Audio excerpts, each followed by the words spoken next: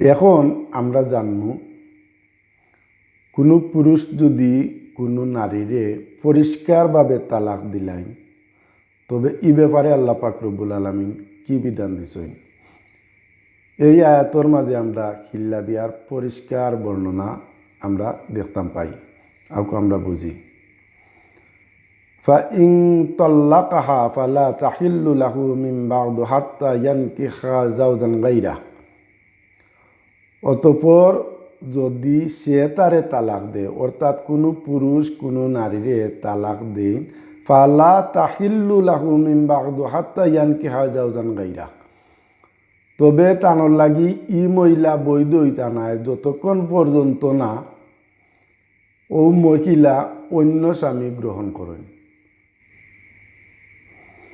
Fine তাল্লাকাহা, অতঃপর যদি ও পুরুষ তান্ডে আবার তালাক দেন, ফালা জুনাহা আলাইহিমা, তবে তারা উভয়ের মাঝে পাপ হইত নাই, আন ইয়াতারাজআ ইন জান্না আন ইউকিমা হুদুদাল্লাহ,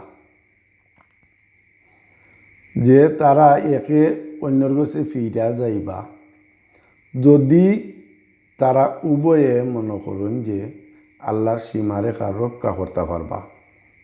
ওয়াতিলকা হুদুদুল্লাহ, আর একটু হইল আল্লাহর সীমারেখা, ইউবাইয়িনুহা লিকাউমিন ইয়ালামুন, তিনি তা সুস্পষ্টভাবে বর্ণনা করেন এমন সম্প্রদায়ের লাগি যারা জানে।